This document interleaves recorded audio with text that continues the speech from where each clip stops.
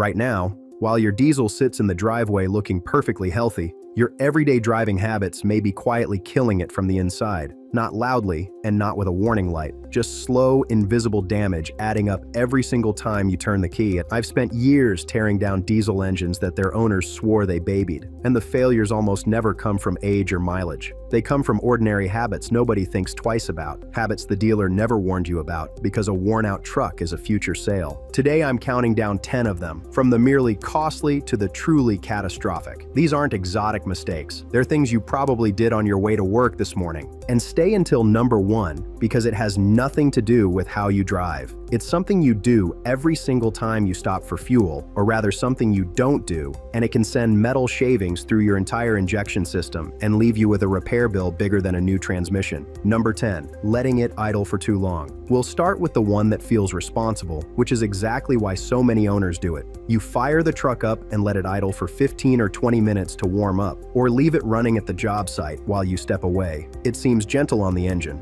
It's the opposite. Here's the truth that catches people off guard. A diesel barely warms up at idle because there's almost no load to push the combustion temperature where it belongs. Run it cool like that, and raw fuel and soot stop burning cleanly and start collecting in the exhaust and on the injectors. Mechanics call it wet stacking. That low temperature running also glazes the cylinder walls and thins your oil with unburned fuel. I've pulled exhaust and intake parts off trucks that spent their lives idling in yards, and you can spot one instantly. The components come off wet and black, the injectors fouled, the whole top end tired years ahead of its mileage. Trucks the same age that got driven instead of idled come apart clean. The fix flips the habit around. Don't idle to warm a diesel. Drive it gently to warm it, because light load is what brings the temperature up the right way. Keep idle time short, and if you genuinely need cab heat, a cab heater handles it without slowly cooking your injectors. Let that soot keep building, and it eventually puts you in for an injector job north of $3,180. Number 9. Working a cold engine hard. This is the one that does the most damage in the least time. You start the truck on a cold morning, you're already late, and within seconds, you're flooring it up the on-ramp or dragging a loaded trailer up the first grade.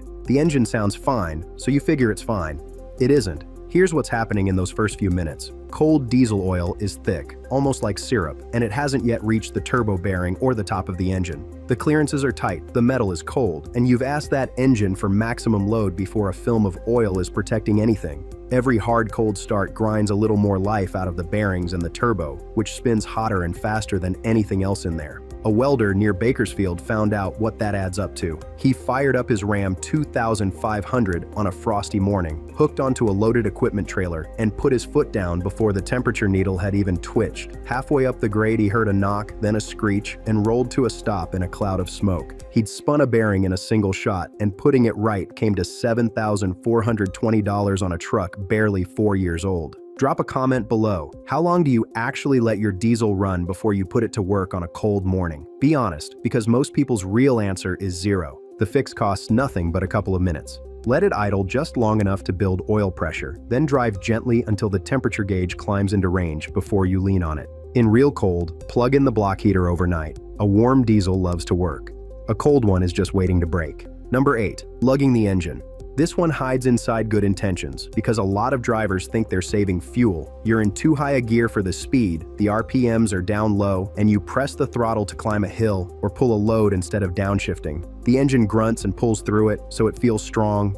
Underneath, it's straining. Here's what lugging actually does. At very low RPM under heavy throttle, cylinder pressures spike hard, while the oil pump, driven by that same slow-turning engine, is moving the least oil it will all day.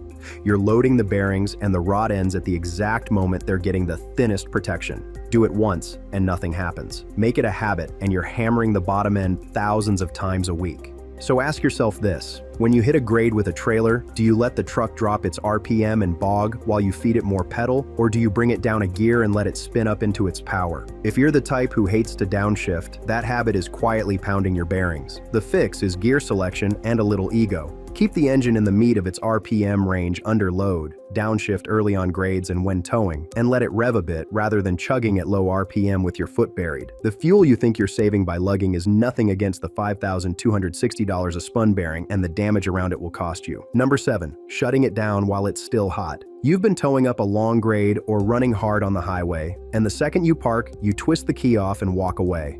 It feels harmless. To your turbocharger, it's a small disaster. Here's what happens the instant you cut the engine. That turbo has been spinning past 100,000 RPM and glowing red hot, cooled and lubricated by a constant flow of oil. Kill the engine, and the oil flow stops dead, but the heat doesn't go anywhere. The oil left sitting in the scalding bearing bakes into hard carbon, layer after layer, until the bearing is choked and starved. Two Ram 3500S make the point better than I can. Both towed heavy for the same fleet, same miles. One driver always idled a few minutes before shutdown, the other killed it the second he parked. At teardown, the cool-down truck's turbo was clean and tight, while the hot shutdown truck's bearing was caked in carbon and on its way out. A difference of nothing but 2 minutes of patience, repeated over years. The fix takes those 2 or 3 minutes. After hard work or towing, let it idle so the oil keeps carrying heat away from the bearing before you shut it off. Longer after heavy towing on a hot day. If you tow constantly, a turbo timer will do it for you. Get it wrong, and a replacement turbo runs $2,640. And the next habit costs even less to avoid, yet it strands more diesels every winter than almost anything else. Number 6. Ignoring cold weather fuel. Diesel fuel has a secret that gasoline doesn't. When it gets cold enough, the wax naturally in diesel starts to crystallize, and the fuel turns thick and cloudy, then gels into something closer to jelly. Gelled fuel won't flow through the filter clogs, and the engine starves and dies, or won't start at all. Here's the part that catches people every winter. Most don't realize their fuel can do this until it already has, stranded on the coldest morning of the year. Summer blend diesel left in the tank. No anti-gel additive, no block heater plugged in. All of it sets you up for a no start exactly when you can least afford one. A farmer near Fargo learned it the hard way with his Sierra 2500. A cold snap dropped in overnight, the untreated fuel gelled solid, and his filter packed up the moment he tried to pull out. Between the tow, thawing it out, and fresh filters, that frozen morning cost him $1,180 and a lost day of work.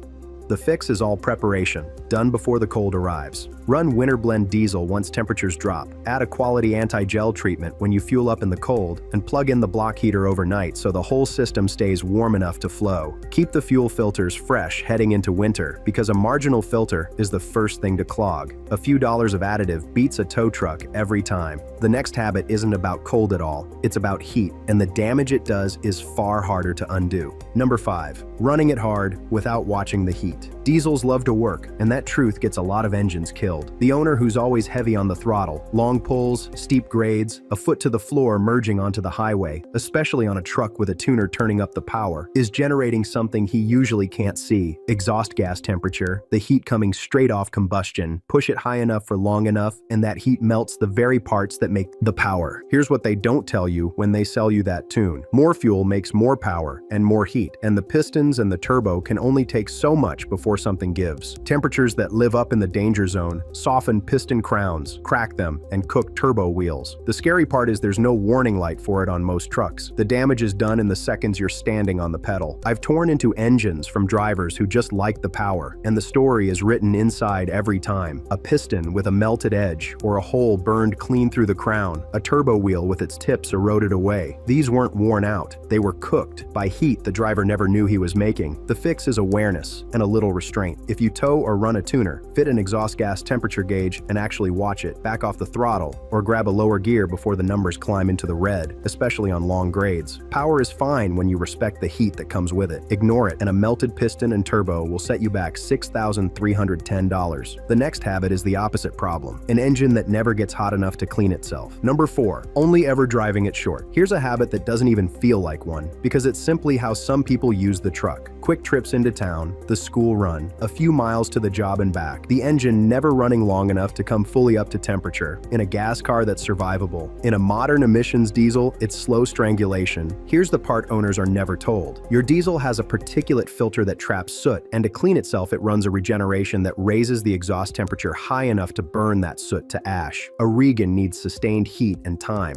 the kind you only get on a real drive. Cut every trip short, and those regions never finish, the filter clogs, and the truck tries to regen more and more often. During each attempt, a little raw fuel slips past the rings and thins out your oil. Picture two identical Silverado 2500 HD diesels that came in the same month with nearly the same mileage. One ran across town 5 and 10 minutes at a time, the other got driven on the highway most days. The short trip truck was a mess: clogged filter, a dash full of regen warnings, oil oil that smelled like fuel, and a carbon-packed EGR, adding up to a $4,270 cleanup. The highway truck, same age and model, came apart clean. The fix is to give the truck what it was built for. At least once a week, take it on an uninterrupted highway run of 20 to 30 minutes so it reaches full temperature and finishes a region. Try never to shut it off in the middle of one. And because short trips dilute your oil, treat your driving as severe service and change the oil on the shorter interval. Quick reminder while we're here, if this is the kind of thing you wish someone had told you sooner, take a second and subscribe. It's free, and it's what keeps these diesel breakdowns coming your way. Number 3, stretching the oil changes. The American Petroleum Institute sets the standards diesel oil has to meet, and there's a reason those standards are tougher than the ones for gas engines. A diesel dumps an enormous amount of soot into its oil with every single mile, and that soot is exactly why the change interval matters more here, not less. Here's what the long maximum interval in your manual quietly leaves out. Diesel oil is built with a budget, a finite ability to hold all that soot in suspension and keep its protective additives alive. Run it too long, or use a cheap oil that isn't the right diesel-rated specification, and that budget runs out. The soot drops out and turns abrasive, the additives wear down, and the oil that's supposed to protect your bearings starts grinding them instead. You don't feel any of this happening. The truck runs fine right up until the day it doesn't, and by then the wear is already deep in the bottom end. I've measured the difference at teardown between trucks kept on a disciplined interval and trucks run to the bitter end of the manual's number, and it is not subtle. The fix is cheap insurance. Change the oil on the shorter, severe service interval, sooner if you tow, idle, or drive short, and only ever use an oil that meets the exact diesel-rated specification the engine calls for, never a bargain substitute. Skipping oil changes to save a little money is how people end up paying $8,470 for the engine wear it caused. And keep number 1 in the back of your mind here, because clean oil means nothing if the fuel feeding the engine is quietly destroying it from the other end. Number 2, neglecting the DEF and emissions system. If your diesel is from the last 15 years or so, it uses something called selective catalytic reduction, and it injects a fluid called DEF, diesel exhaust fluid, into the exhaust to clean up emissions. Most owners treat that DEF tank as an annoyance to top off and then never think about again. That casual attitude is exactly what wrecks the system.